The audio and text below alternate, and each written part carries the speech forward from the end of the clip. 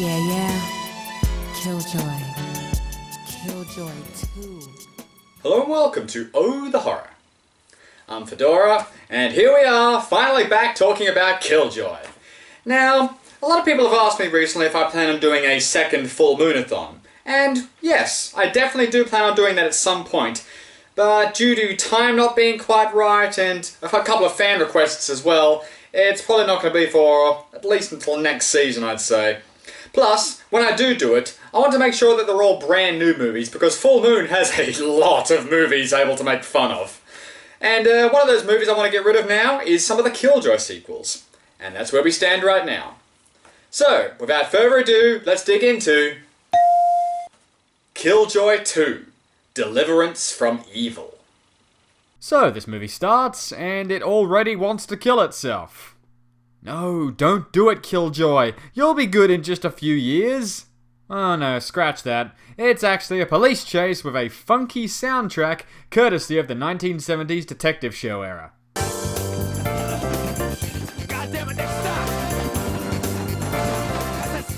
Any minute now, Roger Monster's gonna come out and karate chop him. Speaking of which... Wow, he hit him so hard his dub actor felt it. Okay, what do you say we just skip this scene, because no matter what I say or whose side I take in the matter, someone's bound to write a hate blog about it. Hey, remember how keen the first Killjoy movie was about its title? Well, I think they've become a little less enthusiastic since then. You are watching Killjoy 2, Deliverance from Evil. Okay, bye! We then arrive with our heroes for this movie. Denise, played by Santa Claus's Debbie Rochon. Grab your tissues! And Harris. Both of whom are working for a correctional facility for delinquent youths. And by youths, I mean 35-year-olds. We're going to Lochahatchee Canyon. Locks the fuck you where? Listen up, badass number 2. You start showing some R-E-S-P-E-C-T. Else you gonna find out what it mean to me. Did this guy just try to make Aretha Franklin sound threatening? Ain't no way to love kicking your ass. So the story here is this charming group is being taken to the middle of bumfuck nowhere to begin the renovation of a rundown building to become another home for delinquent youths. You know, community service is mostly stuff like picking up trash, not construction work that I very much doubt they are trained and qualified to do. Let's not make this any worse than it has to be. That's right. No clowning around. After a long drive, the van seems to blow a tire or something, with a very guilty-looking creeper standing in the nearby cornfield. Oh no, it's even better. It's an engine issue. So the prison lent you guys a van that couldn't even last one day? Well, at least it gives us time to reflect on movies we'd rather be watching. I heard some crazy shit about people that live in places like this. Yeah, those chainsaw families out here and shit. Hey! I'll have you know the family from Motel Hell are very respectable. I mean, you should try these fritters. Harris decides to head into the woods in order to look for help. Hey, listen, why don't you take the guys with you? I think it's safer that way. Take several unrestrained prisoners into the dark woods alone? Haha, sure! Hey, I'll even let them walk behind me. I would give them all guns too, but we only brought the one. That I have, that they could quite easily steal now. Have I made my point yet? Just stop me when it sounds like I'm just bitching here. They find some civilization, although this is the sticks, so the word civil may be stretching it a little bit. Listen, you're trespassing on my land. And that gives you the right to shoot somebody? God gave me the right, but the pleasure was all mine. Second Amendment! Just been revoked. The guys take their wounded friend back to the others, and the best thing for everyone to do now is to keep their cool and don't... Let him come. You're probably gonna be killing us next. Fine, let him fucking try. Way to set the example, officer. To be fair, she thinks that Harris is dead. I'm not too sure why she's so convinced of that, or why all of them suddenly think there's an army of hillbillies after them now, but moving on. Hey look, it's a house! We're saved! Weren't you guys just at a house and got shot at? Girl, That was so 2 miles ago. Turns out this place is owned by another black voodoo priestess lady. Are they like the natural enemy of demonic clowns? My grandmother used to believe in voodoo. I remember she told me a story once when I was really young about a spirit, an evil spirit named Killjoy. She told me the story about this boy who turned to black magic to get revenge on the gang that was bullying him.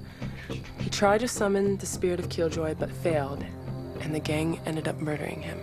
Killjoy resurrected the body, brought him back to life, and used him to get revenge by killing the gang. Your grandmother told you this? So was your grandmother one of the 2 girls from the original Killjoy?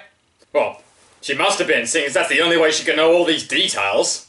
Well, I could almost pretend to buy that, if Killjoy happens to look like this when he finally appears. Oh, that's how you bust caps, motherfucker.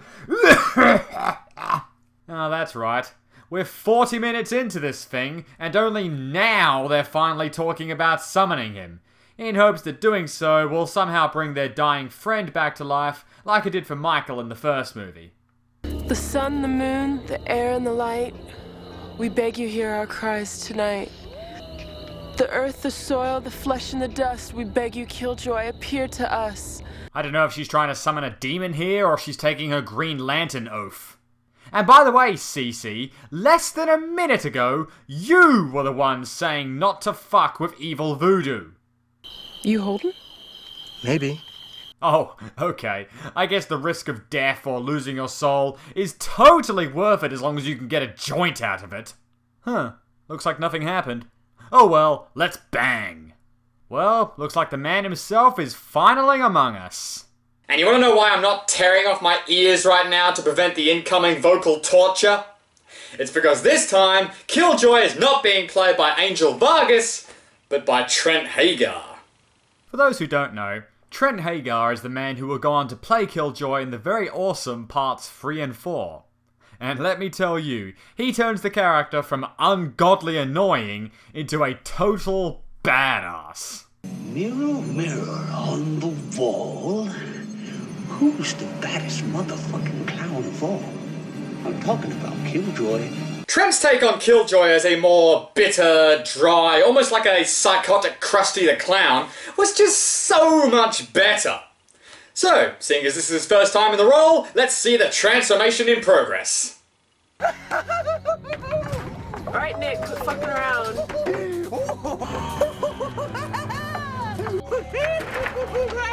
Oh my god!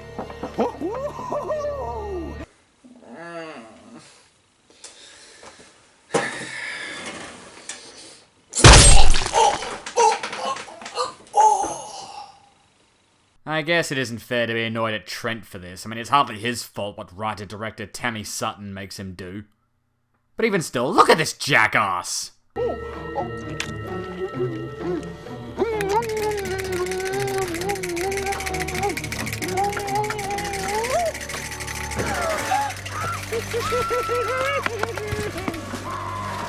Wow, that sounded like quite a nasty death scene. Thank God they didn't show us. Then again, with a budget less than a third the size of the first movie, how good could it look even if they did? Ah, bad news. The guy, what's his name, who was shot, seems to have died. Oh, blast. If only Killjoy had made it sooner to save him. Or better yet, if they hadn't decided to take a shitty government van that had 5 minutes of life in it, and they wouldn't be in this mess in the first place.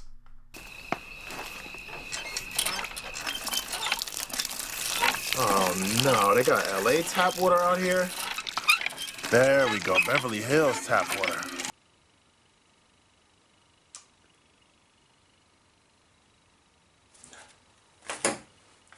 Killjoy appears and kills this guy next, with at least some effects used.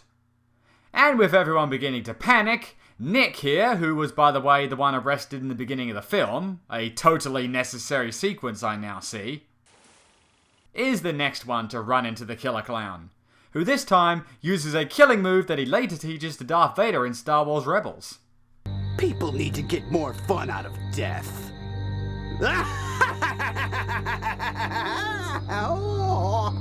Well, maybe I can take solace in the fact that Trent plays such an awesome, cool Killjoy that he does such a bad job at the lame one that they have to redub his lines later? Hey, I'm scraping the bottom of the barrel here. Give me a little slack. And so the voodoo ritual to banish Killjoy begins, with Denise and final girl Charlotte, who I guess believe in Killjoy all of a sudden despite having never seen him, offer a blood sacrifice in order to lure him in. Thank God too, as all he's done so far is wander aimlessly in the woods. I was worried he might literally be lost. You better find a place to hide yourself. You shouldn't let him see you. I'll deal with this thing from here. I can finally show him my Hamlet reenactment. No, she just kinda tries to trash talk him a little bit, but he uses his Jedi power and force slashes her throat. Wow, you were a great help. He teleports into the house next and attacks Denise and Charlotte. Leave me alone, you psycho circus! Which, fingers crossed, is coming out this year! We get a sneaky little taste of Trent Haagar's future Killjoy take in this scene, as Charlotte tries using one of the spell books to send him back to hell. Lord of the Black Spirit! Yes, smartass. Go ahead. Go on. Lord of the Night! Lord of the Night! Yes, son of And night, of the moon! of dark. And of the stars! I guess the only question is, how long is this going to take, huh? Not too long, my friend, because look, Harris is here somehow. But timely arrivals and Samuel L. Jackson impressions can only get you so far, I'm afraid. Take that, you sick bastard!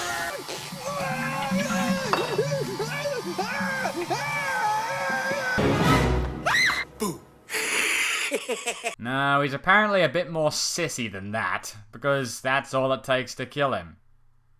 Well, thanks for stopping by, Killjoy. What? Didn't I make enough of an impression on you? And so, as the morning sun rises and everyone hugs for joy and suddenly functioning cell phones, this movie comes to an end with our heroes finally escaping the woods. Until that cop's car suddenly breaks down for no reason.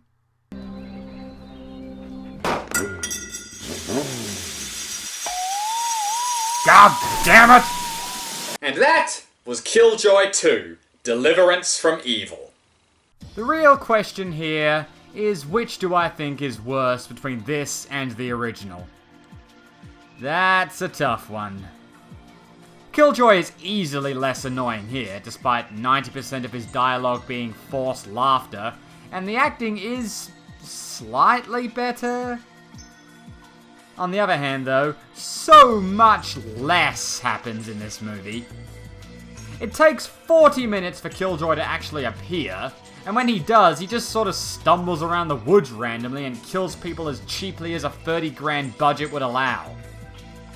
To be sensible, this is a more coherent and linear story than the first, so you can take that for what it's worth. And that's all from me for tonight. So, I'm Fedora, this is Oh the Horror, save a screen for me, and we'll see you next time.